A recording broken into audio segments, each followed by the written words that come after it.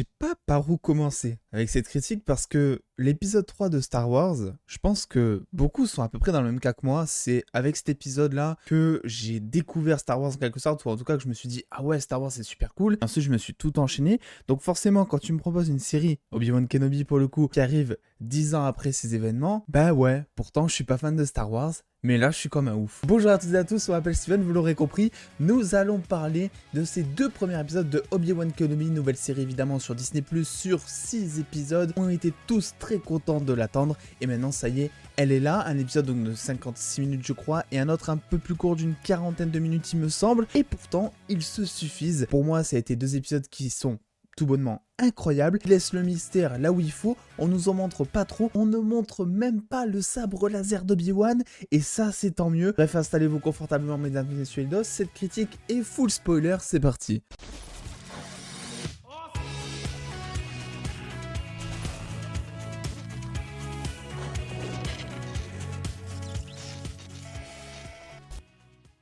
Alors premier point que j'ai apprécié énormément parce que ça a été aussi ma plus grande crainte, c'est Tatooine. C'était logique que les événements devaient commencer à Tatooine effectivement, on reprend après la fin de l'épisode 3, Obi-Wan surveille Luke, etc. C'était totalement normal. Mais je me suis dit une chose, c'est que ça fait maintenant depuis The Mandalorian et depuis le Book of Boba Fett qu'on est sur des planètes désertiques justement.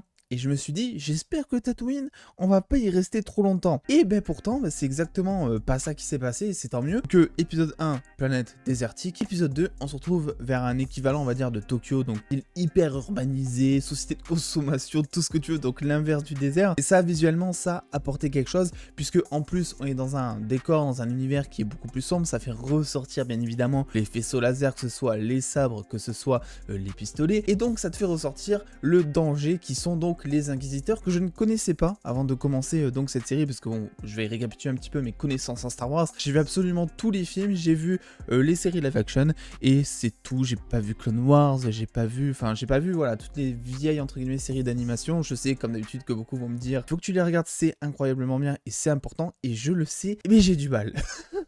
J'ai commencé mais j'ai du mal. Ceci étant dit, j'avais un petit peu peur aussi avec le trailer parce que donc les Inquisiteurs, et notamment le Grand Inquisiteur, c'est un méchant que je trouvais pas vraiment charismatique. Les Inquisiteurs en général, je voyais pas quelle menace ils représentaient, vu que bah à côté c'est vrai que t'attends quand même Vador qui est voilà un des plus grands, si ce n'est le plus grand méchant du cinéma, en tout cas en pop culture, donc c'est clair qu'à côté on peut te présenter n'importe qui, c'est un jouet. Et pourtant le Grand Inquisiteur c'est un personnage que j'ai aimé. Alors je trouve ça très surprenant au final qu'il soit mort à la fin de l'épisode 2, oui c'est ça. Je sais pas s'ils vont le faire revenir à la vie, etc. Je connais pas vraiment, vous l'aurez compris, les chronologies Star Wars. Est-ce que du coup ils vont le ramener à la vie, ils vont le robotiser, je sais pas trop comment ça se passe, parce que je sais qu'il est présent dans Clone Wars, etc. Enfin bon, voilà, là-dessus je m'avancerai pas. En tout cas ça je m'y attendais pas, ça c'est clair. Et au final c'est pour les profits de Reva, qui est un personnage, moi, que je trouve ultra intéressant, qui est même présenté presque comme un anti-héros, c'est-à-dire que on te fait déjà son origin story, on te dit qu'elle vient, voilà, d'un milieu, on va dire, de la fosse, boueux, etc.,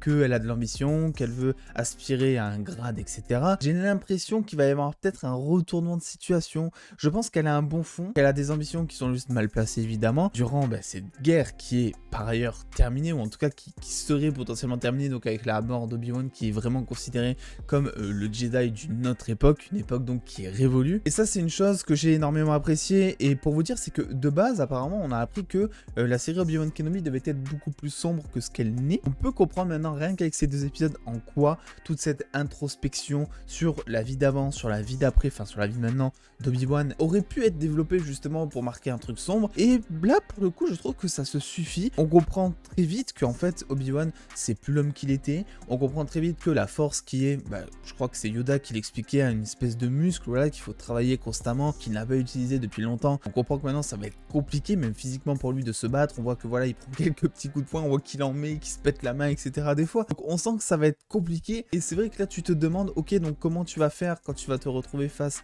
à Darth Vader, parce que je crois qu'ils ont aussi teasé que de toute façon il y aura un combat en mode épisode 3 final et tout à la fin d'Obi-Wan Kenobi. De toute façon c'est ce qu'on attend, on va se le cacher, heureusement qu'il y a un combat, bien que j'ai compris qu'il y avait peut-être peut-être certaines incohérences, puisque je sais plus dans quel épisode, je sais plus si c'est le 5 ou le 6 de Star Wars, Obi-Wan et donc Dark Vador se battent, et en fait ils te font comprendre que c'était la première fois qu'ils se revoyaient depuis donc l'épisode 3 au moment où Anakin s'est transformé en Dark Vador. Ça serait une petite incohérence de ce que j'ai compris, alors voilà, vraiment n'hésitez pas si je suis maladroit etc à me corriger en commentaire, c'est vraiment pas mon but d'exploser la franchise ou je ne sais quoi. Et en tout cas ce qui est sûr c'est que ça s'annonce bien épique, et en plus ça je lui attendais zéro, ils ont mis un petit visuel donc de allez, Anakin, Dark Vador, appelez-le comme vous voulez, à la fin de l'épisode 2. Vraiment, je me suis dit, ils vont attendre un maximum. Parce que, bah, en fait, voilà, Dark Vador, grosse attente, attente. Pour moi, on le verra pas entièrement avant l'épisode 4, je pense. Vraiment, je pense que ça va être à partir de l'épisode 4, il y a 6 épisodes. On va vraiment voir Dark Vador qui va avoir des dialogues avec ses subordonnés, etc. Et épisode 5, on va le voir se déplacer. Et épisode 6, peut-être combat final. Voilà, j'essaie de deviner comme ça ce qui pourrait s'y passer. Alors, bien évidemment, ça marque aussi le retour de la princesse Leia, ça fait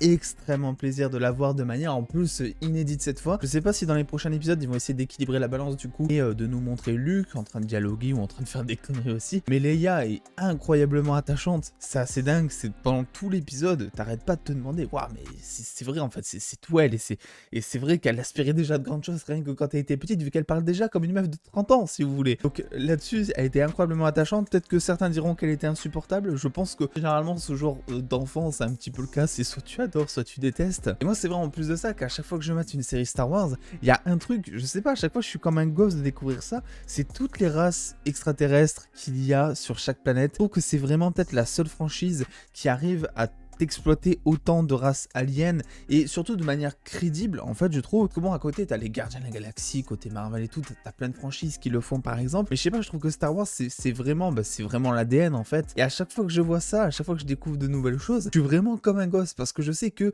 le moi du passé, s'il avait vu ça, il se serait dit waouh c'est incroyable. Déjà clair, hein, qu'en moyenne des sabres laser et tout, j'ai envie de rallumer Jedi Fallen Order, de jouer, j'ai envie de me faire des marathons Star Wars etc. Et pourtant comme je vous l'ai dit, je suis pas le plus grand fan de base de Star Wars. Voilà, c'est pour vous dire la magie de cette série, à quel point rien que ces 2 premiers épisodes, qui se passent donc 10 ans après l'épisode 3, ils sont plutôt incroyables. Alors on comprend aussi très vite que cette histoire de Obi-Wan Kenobi, de cette série, ça va être une histoire de grande vendetta, de vengeance. Voilà, Dark Vador qui va vouloir retrouver son ancien maître, qui passe au travers évidemment des Inquisiteurs. On le comprend très bien tout ça, et c'est là où cette série va être justement ultra intéressante et qu'elle va nous prendre aux tripes. Alors malgré tout, on comprend aussi pourquoi Disney a décidé de sortir 2 épisodes d'un coup. Bon, on le savait dans tous les cas, mais le premier épisode ne se suffit pas à lui-même, dans le sens où ça te présente juste vite fait les personnages, là où est resté Obi-Wan, ce qui fait un petit peu de sa vie, les enjeux avec les Inquisiteurs, avec l'Ordre 66 qui a donc été prononcé, etc. il y a 10 ans, la recherche des Jedi, donc voilà, ça te présente tout le contexte, etc. Et c'est vrai que pour moi, l'épisode 1 ne se suffit pas à lui-même pour vraiment que tu rentres à fond de l'histoire, en tout cas peut-être pour te hyper pour la suite. Moi j'étais ultra hypé parce que ça reste Obi-Wan Kenobi, mais je pense surtout à ceux qui découvrent peut-être, parce qu'il y en a, et on les néglige peut-être trop, il y en a qui vont découvrir la série Obi-Wan Kenobi sans avoir vu peut-être le reste de Star Wars, voilà, et je pense que c'est vraiment ce public-là que Disney a voulu cibler en sortant les 2 premiers épisodes d'un coup, qui ont quelques longueurs, voilà, il faut pas se le cacher, mais selon moi c'est pas vraiment des longueurs dérangeantes, c'est des longueurs qui sont intéressantes, c'est des longueurs qui sont importantes à l'intrigue pour comprendre justement tout ce qui est en jeu et tout, puisque là c'est vrai que Disney en ce moment avec Star Wars nous fait voyager entre les époques, un coup tu te retrouves 10 ans plus tard, un coup tu te retrouves 10 ans plus tôt, il faut arriver à saisir tout ça, et vu que ça sort dans l'ordre chronologique sur Disney+, ben, un peu le néophyte peut se dire, ok donc Obi-Wan Kenobi, vu que ça sort après The Mandalorian, ça se passe après The Mandalorian, ou voilà, plein de choses comme ça. Alors j'avais totalement oublié qu'il y avait Kumail Nanjiani dans l'épisode, et en fait je m'attendais pas du tout même à le voir dès les 2 premiers épisodes. En plus de ça, j'ai l'impression qu'il reviendra. Moi je me suis dit ok, il tape un caméo, il va mourir, un truc comme ça, pas du tout. En plus ça lui va très bien ce rôle, je trouve, il le joue à merveille, donc ce rôle un petit peu d'arnaqueur Jedi soi-disant, etc. Ça a l'air d'être bon atout dans la manche d'Obi-Wan qui maintenant se retrouve tout seul, et là il fait face à un gars qui a plein d'atouts dans sa manche, qui a un petit peu les ficelles on va dire du métier, de la société, qui sait où aller, quand aller et quoi prendre comme vaisseau. Donc là-dessus c'est plutôt cool. Mon seul petit regret peut-être, mais je pense que c'est un bon regret là aussi, ça a été de teaser un petit peu ce combat entre Reva, donc la 3e inquisitrice, la 3e sœur c'est ça, et Obi-Wan,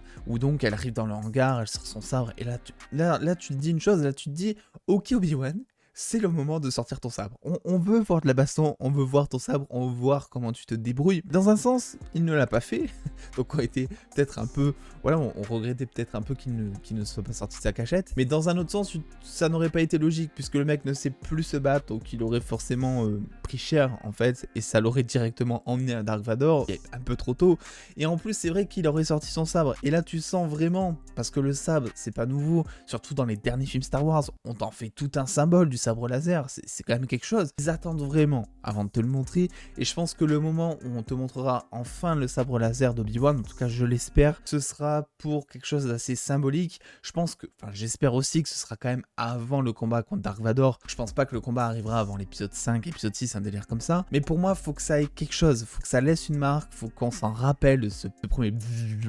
Alors du coup je dirais pas que ces 2 premiers épisodes sont parfaits, j'aurais pas ce prétexte là parce que en fait je suis pas ultra fan et donc je ne suis pas ultra connaisseur de Star Wars. S'il faut, tout le monde va me dire en commentaire, il y a plein d'incohérences, lui il est censé être mort, lui il est censé être sur cette planète, etc. Ça j'en ai aucune idée, mais moi en tant que spectateur et en tant que, on va dire, fan, vite fait on va dire de Star Wars, qui a kiffé l'épisode 3 et qui a découvert cette franchise, qui a aimé cette franchise grâce à l'épisode 3, j'ai trouvé que ces 2 premiers épisodes étaient parfaits pour le coup, pour ça. Après à voir s'il y en a qui viennent discuter en commentaire certaines choses qui ne leur plaisent potentiellement pas. Évidemment, il faut le souligner, on a le retour de certains anciens acteurs, ça fait extrêmement plaisir. Donc ouais, ces 2 premiers épisodes sont plutôt très bien équilibrés, je trouve, un petit peu comme la Force, ou pas d'ailleurs. Et j'ai hâte, j'ai très hâte, et je pense que c'est... The Mandalorian était dans un genre assez différent, mais si j'ai vraiment hâte de voir le prochain épisode qui du coup sortira mercredi normalement, donc là c'était juste pour le lancement. Normalement chaque épisode de Star Wars, donc un par semaine maintenant, arrive donc chaque mercredi sur Disney+. Alors oui, juste une chose, parce que je sais que beaucoup ont théorisé là-dessus, c'est sûr et certain qu'on verra donc le maître d'Obi-Wan Kenobi, c'est sûr et certain maintenant, parce que qu'il te faut un récap avant l'épisode 1, les événements de fin de l'épisode 3, etc. Et le dernier truc que tu entends dans ce récap, déjà je sais plus ce que c'est exactement, mais c'est un truc qui te fait comprendre qu'il sera de retour. Dans l'épisode 1, fait comprendre aussi qu'il insiste vachement là-dessus et qu'il sera potentiellement de retour, donc là je pense qu'il n'y a plus aucun doute là-dessus, il sera forcément de retour. Est-ce qu'on peut aussi s'attendre peut-être à un retour de Maître Yoda? Je crois que chronologiquement ça colle en plus, vu que en plus c'est vrai que Obi-Wan a des problèmes avec la force, et peut-être qu'il déciderait, je sais pas, d'aller voir Yoda 1 ou 2 jours pour réapprendre à l'utiliser, pour se perfectionner, parce qu'il sait qu'il va devoir mener un grand combat. C'est des questions que moi je me suis posées en tant que néophyte, on va dire, je sais pas si c'est pertinent, mais voilà, n'hésitez pas en tout cas à me corriger en commentaire avec toute la bienveillance dont vous êtes possible. Je sais que la fanbase de Star Wars est très passionnée, et donc du coup forcément très dur par moment. Je compte vraiment sur toute votre bienveillance si jamais j'ai commis quelques erreurs ou autres. Et puis voilà, n'hésitez pas vous à me dire si vous avez apprécié ces 2 premiers épisodes, et d'ailleurs si vous êtes ultra fan de Star Wars, ça m'intéresse d'autant plus. N'hésitez pas à lâcher le petit pouce bleu si cette vidéo vous a plu. On se retrouve du coup très vite pour la critique de Stranger Things, que je n'ai pas encore commencé mais qui va vite arriver, parce que là aussi je suis très hâte. Aujourd'hui c'est Noël, hein, je vous le dis, aujourd'hui je suis comme un gosse. Bref, puis en attendant les dos, prenez soin de vous, faites-vous bien kiffer, des bisous les dos.